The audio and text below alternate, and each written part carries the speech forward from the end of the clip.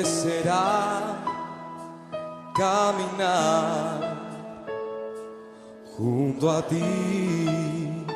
Solo me imagino lo que será ver tu rostro tal cual es.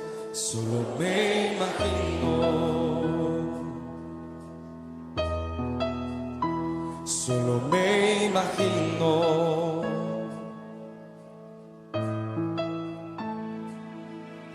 Rodeado de tu gloria, que sentirá mi corazón.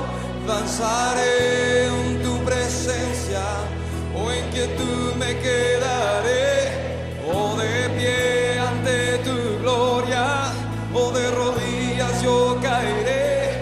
Cantaré aleluya, o sin el habla me quedaré. Solo me imagino, solo me imagino.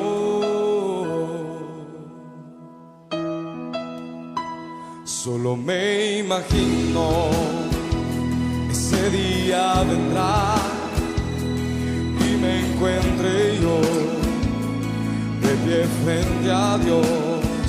Solo me imagino cuando adorar será lo que haga por la eternidad.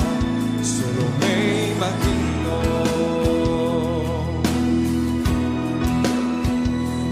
me imagino.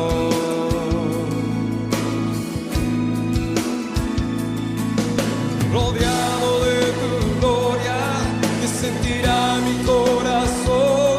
Danzaré en tu presencia, o en quietud me quedaré, o de pie ante tu gloria, o de rodillas yo caeré. Cantaré aleluya, o sin el habla me quedaré. Solo me imagino, solo me imagino.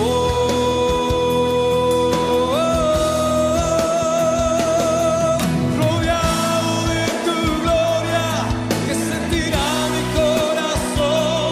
Danzaré en tu presencia, o en quietud me quedaré, o de pie ante tu gloria, o de rodillas yo caeré. Cantaré aleluya, o sin el habla me quedaré. Solo me imagino, solo me imagino. Oh yeah, solo me imagino. Solo me imagino, solo me imagino, solo me imagino, solo me imagino cuando adorar será lo que haga por la eternidad.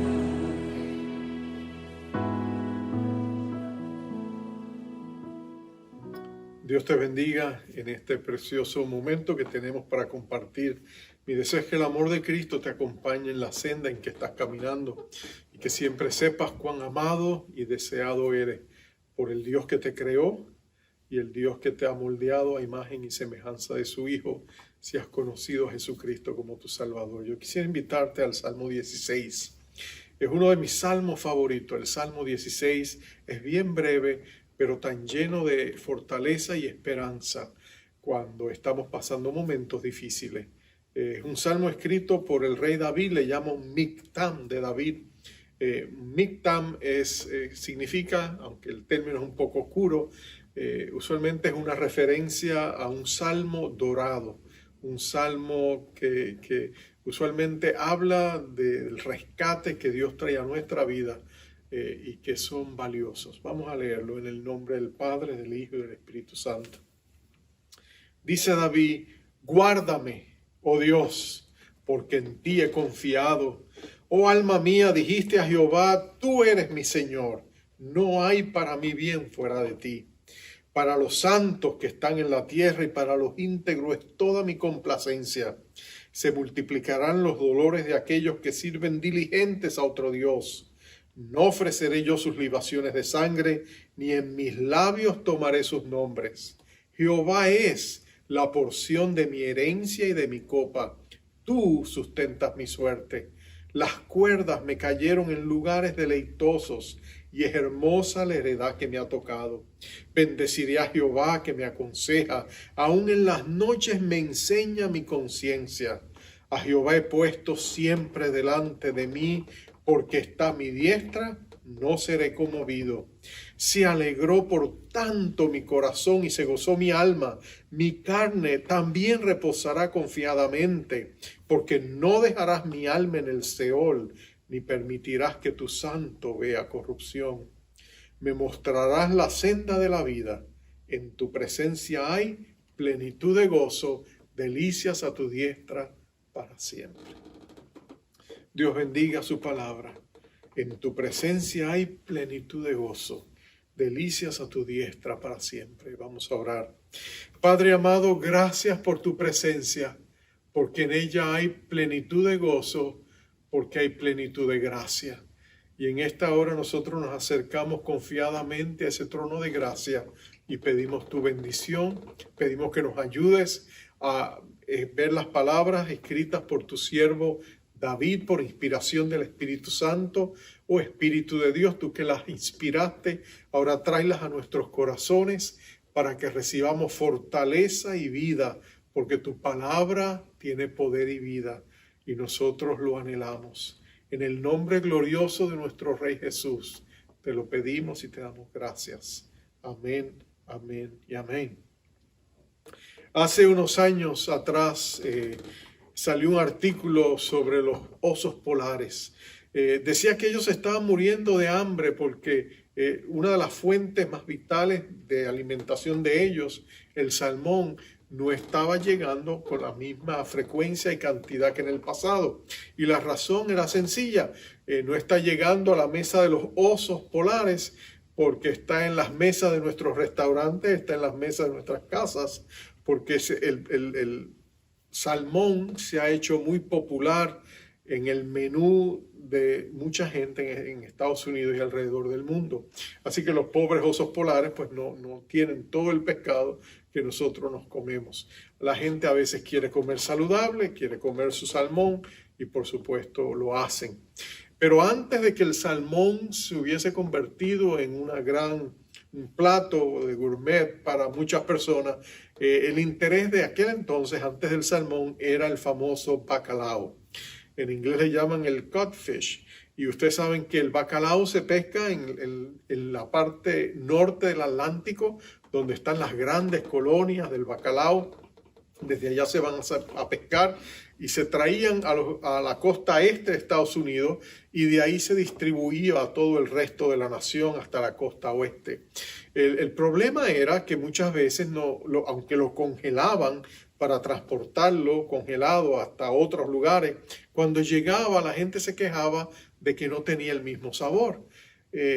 No sabía bien. Entonces ellos dijeron, ¿qué podemos hacer? Decían los grandes mercaderes de pescado, para llevarlo fresco, para llevarlo un poquito más, que tenga el mismo sabor. Así lo que ellos decidieron hacer fue que lo iban a transportar en unos enormes tanques de agua que iban a movilizar por tren. Entonces los pescaban, los traían vivos, los ponían en esos grandes tanques de agua y los movilizaban por tren otra vez, repartiéndolos por todos los Estados Unidos. Pero descubrieron que aunque llegaban vivos, no llegaban frescos, no tenían el mismo sabor que cuando estaban en el mar y entonces tenían el mismo problema. Así que ellos estaban buscando solución a este problema y algunos de los expertos decidieron, creemos que tenemos la solución. Y lo que ellos hicieron fue que ahora en esos tanques enormes de agua donde iban muchos pescados bacalao, ellos decidieron poner pescados bagres. Ellos pusieron el pescado bagre, en inglés se le llama el catfish, es el que es bigotudo. Bueno, es el enemigo natural del bacalao y se los comen. Así que en esos grandes estanques habían puesto algunos de estos pescados bagre porque eso hacía que el bacalao siempre estuviese en movimiento, porque ellos no querían ser el próximo suculento plato de uno de estos bagres. Así que constantemente se estaban moviendo y el movimiento era vida y salud para estos pescados. Así que estos pescados bacalao de pronto llegaban a los restaurantes, llegaban a las otras partes de la nación norteamericana y llegaban frescos y con buen sabor. Porque ellos descubrieron que muchas veces nosotros estamos en mejor condición cuando estamos en movimiento. Y tú sabes que a veces en la vida Dios permite y Él sabe quiénes y cuándo y cuáles son las circunstancias. Él permite que ciertos bagres lleguen a nuestra vida, ciertas circunstancias que nos mantienen en movimiento hacia Él, que nos mantienen apegados de Dios. Él permite personas que se levanten, que nos hacen la vida imposible y nos sacan de nuestra comodidad y nos llevan a sus rodillas. Y es porque Dios sabe que aunque esa es oposición, es una oposición que es como una bendición disfrazada, que tarde o temprano nos van a servir de bendición. Y las crisis que llegan a nuestra vida usualmente son precisamente esas, situaciones bagres para que nosotros nos acerquemos a Dios, corramos a Él y encontremos refugio en su presencia. David escribió el Salmo 16. De hecho, cuando tú lees todos los salmos de David, tú te das cuenta que David siempre o estaba en una crisis, o estaba saliendo de una crisis, o estaba por entrar en una crisis. David constantemente está enfrentando diferentes situaciones. Por varias razones. Una, porque acuérdate, David es levantado por Dios frente a gran oposición. David también va a ir del redil al trono, del lugar más humilde, del clan más humilde, de la familia más humilde y el más humilde de todos los hijos de Isaí. Es el que Dios va a levantar. Él va a tomar a alguien que es nada, por decirlo así, y lo va a subir al trono de la nación. Y para hacerlo, David va a enfrentar gran oposición, pero Dios lo iba a permitir esos bagres en la vida de David, porque Dios quería que David estuviese preparado para enfrentar toda la oposición. Aparte de eso, acuérdate que la nación de Israel era el pueblo escogido de Dios y Satanás tenía naciones bajo su control que querían destruir, como lo quieren destruir todavía hoy, a la nación de Israel. Pero Dios le guardaba y por eso David va a enfrentar gran oposición. Él va a tener la mirilla del diablo sobre él, pero Dios lo va a guardar y Dios va a sostenerlo, pero Dios va a permitir que toda la oposición constante que David enfrenta lo mantenga conectado a él. De hecho, si tú miras la vida de David, David solo se mete en problemas cuando está ocioso, ¿no es cierto? Cuando él está en ocio, David se mete en problemas. Cuando tiene mucho tiempo en las manos, David cede ante la tentación con Betsabé. David hace un censo en tiempos de paz que no tenía que haber hecho. Cuando David está en tiempos ociosos, David se mete en problemas. Pero cuando David está aún en medio de luchas, está buscando de Dios, dependiendo de Dios, David descubre este principio que nosotros queremos aprender hoy y que es descrito en este salmo, y es que tú y yo podemos tener plenitud de gozo aún en las circunstancias más adversas, porque donde hay plenitud de gozo es porque hay plenitud de gracia. Y lo que él va a descubrir en este salmo es la manera en que la gracia de Dios llega a nuestras vidas. Cómo Dios envía su abundante gracia a nuestras vidas para que en su abundante gozo nosotros podamos tener, en abundante gracia, nosotros podamos tener esa plenitud de gozo. Lo primero que yo te quiero hacer resaltar es que en esa abundante gracia Dios nos da protección. Y cuando nosotros nos sentimos protegidos por Dios, el gozo de Dios es nuestra fortaleza. David va a ser preservado de grandes peligros, de grandes enemigos, de grandes pruebas, de grandes problemas, de grandes tribulaciones. Él las va a atravesar, pero es a través de atravesarlas que la gracia de Dios lo va a proteger, lo va a cuidar, lo va a acompañar. Y aún en esa burbuja de gracia en que David va a ir enfrentando sus problemas, David va a poder experimentar el sumo gozo que Dios va a traer a su vida. Porque cuando tú y yo estamos entrando aún en medio de las tormentas, cuando vamos a enfrentar una crisis, cuando la vemos venir surgir, cuando sabemos que tenemos que atravesarla, tú y yo podemos tener la seguridad de que la abundante gracia de Dios te va a fortalecer para tú poder enfrentar eso con gozo. El gozo de Dios va a ser tu fortaleza. Yo recuerdo hace unos años atrás, mi familia y yo íbamos a tomar unas vacaciones a nuestro país, a mi país. Y estábamos contentos, pero la semana anterior habíamos estado tan ocupados, no habíamos tiempo ni de mirar las noticias, porque estábamos preparándonos para salir, dejando las cosas en su lugar, delegando las funciones necesarias, haciendo lo que teníamos que hacer. Al fin y al cabo, cuando terminamos lo que teníamos que hacer, hicimos las maletas y corrimos al aeropuerto. Yo recuerdo haberme sentado en el avión, mi esposa y nuestros niños estaban en el otro lado, yo estaba solo en esa línea de pasajeros y noté que la persona que estaba sentada a mi lado era alguien que estaba leyendo el periódico. Era el periódico con una noticia acerca de nuestro país.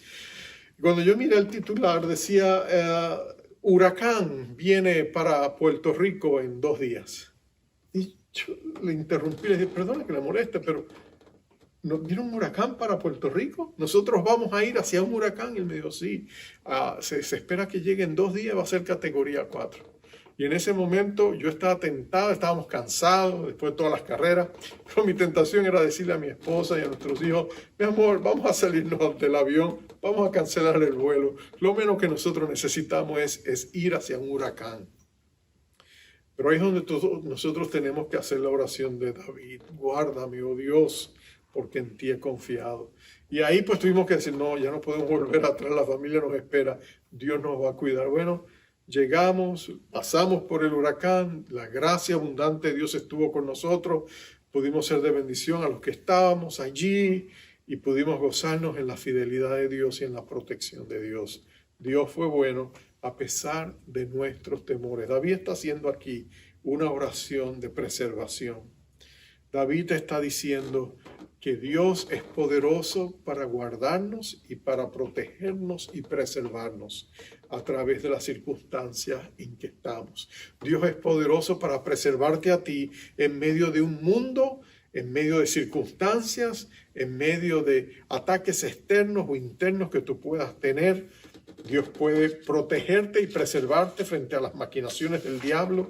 No importa las crisis que puedan venir, Dios puede preservarnos. Él es todopoderoso. Y cuando Dios derrama su abundante gracia sobre ti, si tú te mantienes conectado a Él, tú puedes tener su gozo a pesar de todo lo que está pasando alrededor tuyo, porque el gozo de Jehová es nuestra fortaleza. Y eso lo dijo Nehemías cuando estaba rodeado de sus enemigos, cuando los estaban atacando, cuando él estaba reconstruyendo el muro de la ciudad. ¿Te acuerdas el libro de Nehemías? Cuando él estaba reconstruyendo el muro caído y había enemigos adentro y afuera, pero él les recordaba al pueblo que se sentía abrumado por las circunstancias. Él les decía, sean valientes, recuerden, el gozo del Señor es nuestra fortaleza. Pero cuando tú sigues leyendo el Salmo, tú te das cuenta de que muchas veces nosotros decimos, sí, pero cuando estamos angustiados, cuando estamos luchando con nosotros mismos, cuando sentimos el peso de la vergüenza, de la culpabilidad, ¿cómo es posible que podamos tener gozo? Y ahí es donde yo te refiero al verso 2, donde David dice, oh alma mía, David se habla a sí mismo y dice, oh alma mía, dijiste a Jehová, tú eres mi Señor, no hay para mí bien fuera de ti. Y esa frase es cautivadora, no hay para mí bien fuera de ti, porque lo que David está expresando es que no hay nada bueno en él, que él mismo pueda producir o generar, que todo lo que puede tener en términos de bondad o benignidad, lo recibe del Dios que le ama. David sabía que él era un pecador, que él luchaba consigo mismo, pero David sabía que todo lo bueno que había en él, Dios lo había puesto allí. Y David encontraba su fortaleza en lo que Dios había hecho. Porque David entendía una poderosa verdad, y es esta: lo que tú piensas de ti mismo no es lo que Dios piensa de ti. Lo que Dios piensa de ti es diferente a lo que tú piensas de ti mismo, en otras palabras. Porque nosotros nos miramos a nosotros mismos y solo vemos nuestras faltas, ¿no es cierto? Vemos nuestras debilidades. O si nos vamos al otro extremo, nos sentimos orgullosos de nuestras habilidades. Pero lo que Dios piensa de ti no es lo mismo que tú piensas de ti. Porque los pensamientos de Dios no son nuestros pensamientos, ni sus sendas y sus caminos son nuestros caminos. Como los cielos están más altos que la tierra, así los pensamientos y las sendas de Dios son más elevadas que los nuestros. Y cuando Dios te mira a ti, si tú has creído en el Señor Jesucristo, Dios ve un hijo amado, Dios ve una hija amada en la cual Él se complace. Él sabe que tú no eres perfecto, Él sabe que usted no es perfecta, pero Dios sabe la obra que ha comenzado en usted y cómo Él la va a ir perfeccionando hasta el día en que sea usted glorificado y Dios le pueda presentar, Jesús le pueda presentar delante del Padre con suma alegría, diciéndole: mira, papá, este hijo, esta hija es un trofeo de tu gracia. La gran, abundante gracia que tú derramaste sobre su vida no fue en vana, por eso está aquí. Y por eso Él dice: para los santos que están en la tierra, para los íntegros, es toda mi complacencia. Me gustaría leerte otra versión, dice así: en cuanto a los santos que están en la tierra, ellos son los nobles en quienes está toda mi delicia. Tú sabes que David él mismo se llamaba, y lo menciona en el Salmo, él sabía que la santidad era un regalo de Dios, era una obra de Dios en la vida nuestra, y que él, como los hijos de Dios, también era santo. Tú sabes que la palabra que se traduce santo en el Nuevo Testamento sencillamente quiere decir escogido. Alguien que ha sido separado. La santidad es consagración. Dios te levanta y te separa para sí mismo. Los instrumentos que se usaban en el templo eran santos porque habían sido separados y consagrados solamente al uso exclusivo de allí. Y Dios de igual manera te ha sacado del mundo, te ha transferido del reino de la oscuridad, te ha traído al reino de su admirable luz. Y Dios te ha escogido para que seas su hijo, para que seas su hija, porque tú pusiste tu fe en el Señor Jesucristo que murió por ti. Y cuando Dios te mira a ti, te ves revestido de la rectitud, de la justicia que Dios ha puesto en tu corazón. Así que Dios se complace de ti. Dios no está enojado contigo. Dios no quiere condenarte. Dios quiere seguirte transformando a imagen y semejanza de Jesucristo. Tú eres un tizón arrebatado del fuego, como dijo el Señor de su siervo Josué, el sumo sacerdote, en Zacarías 3. Cuando el diablo se levantaba contra él y lo acusaba y le decía, y él estaba vestido de ropas viles, pero aún así Dios no lo condena. Dios dice: cámbienle los vestidos, denle ropa de gala. Es la persona que yo he escogido. Y allí le da grandes promesas a Josué. Y no solamente eso, lo reviste. Y Dios piensa de igual manera de ti. Y esa es una manera en que Dios nos protege. En su abundante gracia hay una gran protección. Y por eso nosotros podemos decir: Señor, sabemos que en nosotros no hay nada bueno, pero tú has derramado tu abundante gracia en nuestras vidas y por ella podemos venir y seguir viniendo al trono de tu gracia, donde recibimos misericordia, gracia en el oportuno socorro. Lo otro precioso de recibir la gracia de Dios es que no solamente nos ayuda en esta vida, nos prepara para la vida que está por venir. Y David va a decir: en su gracia Dios nos ha dado una herencia. David era el menor de sus hermanos, del clan más pequeño, de la tribu más pequeña, la tribu de Judá, de Belén, y el menor de toda su familia. David no se esperaba que recibiera herencia de sus padres. Usualmente el hijo primogénito recibía 2/3 partes y los demás recibían pocas porciones, pero ya el menor de todos no recibía nada. David no está esperando una herencia de sus padres, pero mira lo que él dice. Él dice: Jehová es la porción de mi herencia y de mi copa. Tú sustentas mi suerte, las cuerdas me cayeron en lugares deleitosos y es hermosa la heredad que me ha tocado. David está haciendo una alusión al tiempo cuando la nación de Israel se repartieron las propiedades, las herencias de las diferentes tribus en el tiempo de Josué. Cuando ellos conquistan la tierra prometida, ellos fueron asignados áreas donde las tribus morarían y ellos pusieron cuerdas para determinar los límites de una tribu a la otra hasta que se establecieran las fronteras y los centros de separación oficiales. Y por eso David dice que las cuerdas, esas cuerdas de heredad, cayeron en lindos lugares, en lugares donde él se deleitaba. Me cayeron en lugares deleitosos. En otras palabras, Señor, me encanta la heredad que tú me has dado. Donde tú me has dado para vivir, Señor, de verdad me llena de gozo. David está gozoso por lo que Dios le ha dado. Ahora, David salió, tú lo sabes, del redil al trono. David era un pequeño y humilde pastor de ovejas en Belén.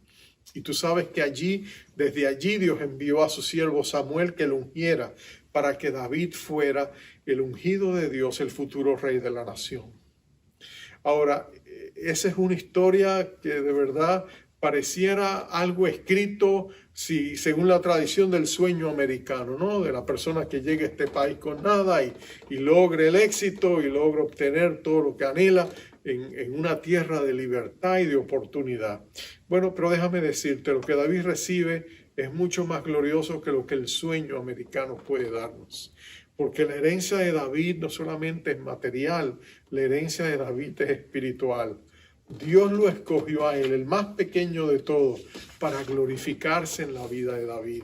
Y por eso David podía glorificar a Dios sabiendo de que Dios le había bendecido con una herencia espiritual. De hecho, Dios le había dado a David la promesa de que así como David había tenido el anhelo de hacerle a Jehová una casa de adoración, un templo donde adorar, y cuando Dios le dijo que no edificara el templo, David aún así levantó el tabernáculo de David, un tiempo donde por 24 horas al día, 365 días al año se adoraba a Dios. Y él estableció el orden de los levitas, de los músicos, y en ese tabernáculo de David se adoraba. Él no edificó el templo, pero él levantó el tabernáculo de David. Y Dios le dijo, David, por cuanto tú quisiste levantarme casa, yo voy a edificar una casa para ti. Y Dios en los cielos le preparó a David lo que yo imagino será un palacio. Porque si Dios lo hizo, tiene que ser bueno, ¿no es cierto? Tiene que ser maravilloso el lugar donde David mora en los cielos, porque Dios le preparó un lugar para él. Bueno, Dios también ha preparado lugar para nosotros aquí en el futuro. Dios nos ha provisto lo que necesitamos, pero la herencia celestial que nos espera será mucho más glorioso. Jesús le dijo a sus discípulos, voy pues a prepararos un lugar para que donde yo esté vosotros también estéis.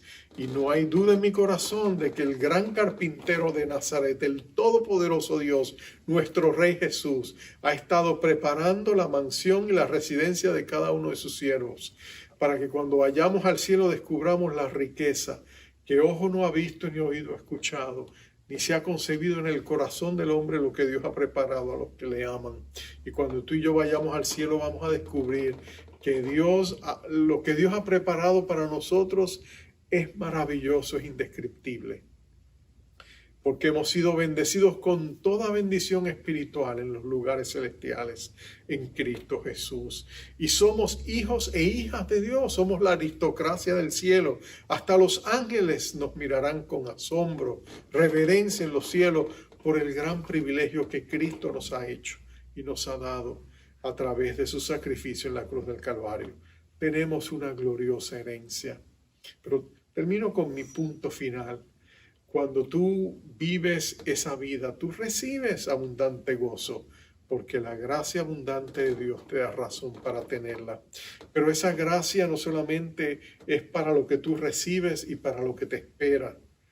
Esa abundante gracia es la dirección y la guía que Dios te da mientras estás en este mundo. Nota que David dice, bendeciré a Jehová que me aconseja, aún en las noches me enseña mi conciencia. A Jehová he puesto siempre delante de mí, porque está mi diestra, no seré conmovido. Y nota el gozo, se alegró por tanto mi corazón y se gozó mi alma. Mi carne también reposará confiadamente. Mira lo que David te está diciendo. David te está diciendo que Dios nos muestra la senda de la vida, como él dirá más tarde, y nos da dirección y nos ayuda a caminar en esta vida cuando lo necesitamos. Tú tienes al Espíritu de Dios que está más que dispuesto a guiarte, llevarte de la mano por el camino que Dios ha preparado para ti. Dice que los pasos del hombre son ordenados por Jehová. Así que cuando tú caminas con Dios, tú tienes la seguridad de que su amor afirma tus pasos en sus caminos. Por eso el hijo de David escribió en Proverbios 3:5, fíate de Jehová de todo tu corazón y no te apoyes en tu propia prudencia. Reconócelo en todos tus caminos y él enderezará tus veredas. En otras palabras, Dios te va a guiar. Pídele a Dios su dirección. Cada paso que tengas que dar, cada decisión que tengas que tomar, pídele, Señor, yo necesito que me guíes, muéstrame. Escoge tú por mí, llévame a lo mejor que tienes preparado. Quiero correr al bien que tú has preparado de antemano para mí. Y lo que Dios te dice es que Él lo hará. Aun cuando lleguemos al punto final de nuestra vida, podemos tener la confianza de que Dios estará con nosotros cuando andemos por el valle de sombra de muerte. No debemos temer mal alguno porque Dios estará con nosotros. El verso 10 dice, porque no dejarás mi alma en el Seol, ni permitirás que tu santo vea corrupción. Es interesante que tanto Pedro, en el libro de los Hechos, el capítulo 2, va a citar este pasaje en referencia a la resurrección de Jesucristo. Y Pablo lo va a mencionar en el capítulo 15 de Primera de Corintios, cuando habla del gran tema de la resurrección. Y él va a decir que nuestro Señor Jesucristo vio cumplidas esas palabras en su vida. Que el Señor lo levantó de entre los muertos y le dio la gloriosa esperanza de esa resurrección que se consumó después de 3 días de estar en la tumba. Pero yo quiero que tú notes algo. Acuérdate que el Señor Jesucristo, cuando estaba enfrentando la muerte, es posible que hubiera tomado este verso y sabía. Aún Jesús tuvo que confiar en las promesas dadas por la palabra de Dios, inspiradas por el Espíritu Santo. Él tuvo que, frente a la muerte, recordar de que Dios lo levantaría de entre los muertos y que no dejaría su alma en el Seol, en la tumba, sino que lo levantaría. Bueno, amado hermano, nosotros también tenemos la gloriosa promesa de nuestra propia resurrección. Jesús le dijo a Marta, yo soy la resurrección a la vida, soy la resurrección y la vida. Y había dicho en Juan capítulo 5, de cierto os digo que el que oye mi palabra y cree al que me envió tiene vida eterna y no vendrá condenación, mas ha pasado de muerte a vida. De cierto os digo, viene la hora y ahora es cuando los muertos oirán la voz del Hijo de Dios y los que oyeren vivirán. En otras palabras, tú y yo tenemos la seguridad de que un día también resucitaremos con Jesús después de haber dormido en la muerte. Permíteme hacer una breve aclaración, porque algunos se preguntarían, pero si vamos a resucitar, ¿qué significa eso cuando morimos? ¿Acaso no dijo Pablo, está el ausente del cuerpo, está el presente con el Señor? Entonces, ¿qué significa esto de que vamos a volver a resucitar? Bueno, esto es lo que sucede cuando tú y yo partimos, cuando morimos. Dios nos viene a buscar. Jesús dijo, volveré a vosotros. Y puede ser que Él venga o envía a uno de sus ángeles o los ángeles que nos guardian, que son nuestros ángeles guardianes, sean los que nos lleven a la presencia del Señor. Pero llegamos al cielo de gloria y de esplendor. Nuestro cuerpo espiritual se presenta ya, esa nueva realidad espiritual. Y el cielo es tan real y literal como la Biblia lo describe, calles de oro, mar de cristal. Pero para volver a este mundo necesitamos el cuerpo físico, porque acuérdate que eso quedó aquí. Y lo que Dios está diciendo es que Él va a tomar nuestro cuerpo espiritual y va a darnos un cuerpo físico glorificado. Y entonces va a volver a juntarlo, de manera que nosotros resucitemos con un cuerpo como el que el Señor tenía cuando se levantó entre los muertos, un cuerpo glorificado. Así que de eso se trata cuando habla de la resurrección. Pero nota que aún en eso, Dios te dice a ti, tú volverás a la vida. La muerte no es la última palabra. Dios siempre tiene la última palabra. Y para aquellos que han confiado en Jesucristo, su última palabra es resurrección.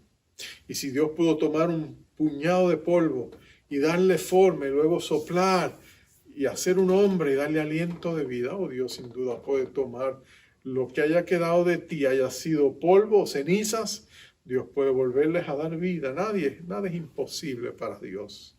David sabía que su vida estaba ahí, que Dios tenía su vida marcada desde el principio hasta el final, que Dios caminaba con él, que en su abundante gracia David podía sostenerse y sabía que Dios le daría protección, lo guardaría, que Dios también no solamente le guardaría, Dios caminaría con él. Dios le daría esa abundante gracia para enfrentar las diferentes pruebas que él tuviera, los bagres que vinieran a su vida, Dios los enfrentaría y no harían otra cosa sino que bendecirlos hasta el día en que nos llevará a su presencia. Pero en toda esta senda que caminamos con nuestro Señor, esa abundante gracia debe producir en nosotros abundante gozo. Debemos decir como David, bendeciré a Jehová. Podemos decir, se alegró por tanto mi corazón y se gozó mi alma, mi carne también reposará confiadamente en el Señor. Si tú sientes que ese gozo se ha ido, vuélvelo a pedir a Dios. Dile, Señor, restaura el gozo de mi salvación. Señor, en medio de todo lo que está sucediendo, quiero quitar los ojos de esa circunstancia y ponerlas en ti, que eres el Dios de toda esperanza, el Dios de todo consuelo, el Dios de toda fortaleza. Yo quiero vivir en la abundante gracia que me hace tener abundante gozo. Vamos a orar. Padre amado, gracias por tu infinito consuelo. Tú eres el Dios que nos consuela, como decía Pablo, en todas nuestras tribulaciones, para que con el consuelo que nosotros mismos recibimos, podamos consolar a aquellos que tienen necesidad de consolación. Pero esa consolación que tú nos das no solamente nos consuela, trae gozo a nuestras vidas, porque nos hace vivir en la confianza de que estamos en el hueco de tu mano y de allí nada ni nadie nos puede arrebatar. Yo te pido por mis amados hermanos y hermanas y amigos que están escuchando este mensaje y que quizás sienten que tú vuelvas a llenar sus corazones de gozo. Oh Padre eterno, el gozo tuyo es nuestra fortaleza. Señor, ayúdanos a pensar en la abundante gracia que hemos recibido, porque aún en medio de grandes adversidades tú has preservado a veces nuestra salud o has preservado nuestra provisión, has protegido nuestras vidas, nos has dado dirección, nos has guardado. No nos ha faltado nada, Señor, porque tú has sido bueno. Tú has sido nuestra fortaleza en la aflicción y tenemos la seguridad de que tú nos conoces, porque tú siempre conoces a aquellos que confían en ti. Así que recibe alabanza y gloria, oh Dios, y gracias por restaurar en nosotros nuestro gozo y nuestra paz que están puestas en ti. A ti sea la gloria por los siglos de los siglos, amado Jesús. Así que una vez más recibimos gozo, alegría y paz. En el nombre poderoso de nuestro Rey Jesús. Amén. Amén y amén. Te envío con esta gozosa bendición final. Jehová te bendiga y te guarde. Jehová haga resplandecer su rostro sobre ti y tenga de ti misericordia. Jehová alce sobre ti su rostro y ponga en ti paz.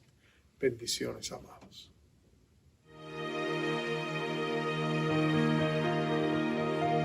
Cuando estoy triste y mi alma está cansada, El corazón siente desfallecer. Me quedo aquí y espero en el silencio. En un momento vienes tú por mí.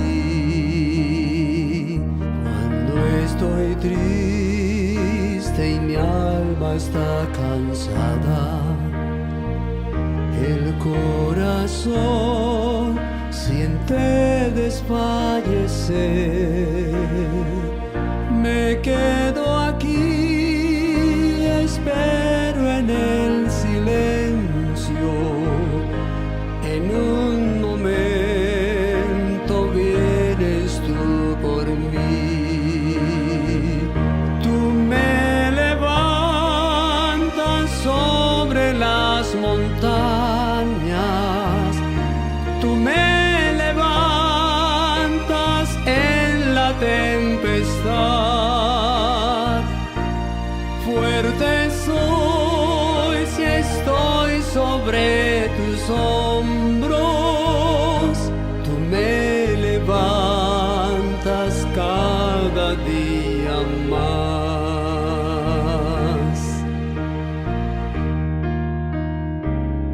Cuando no hay fe, no puede haber milagros.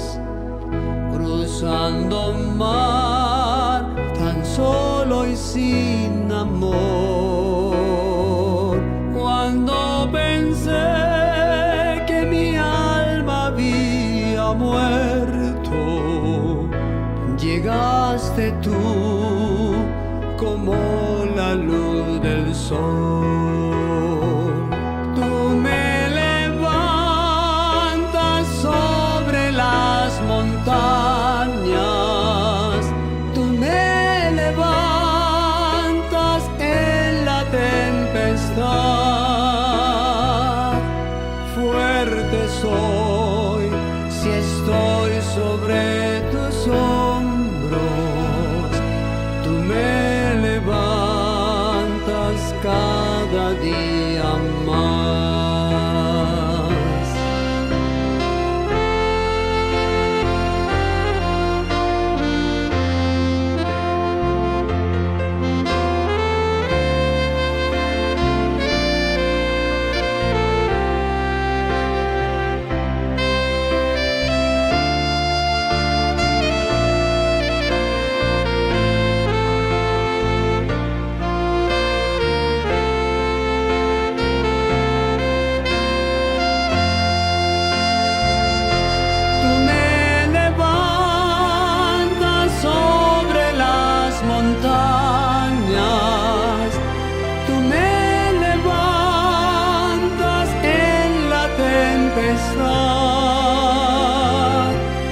Fuerte soy si estoy sobre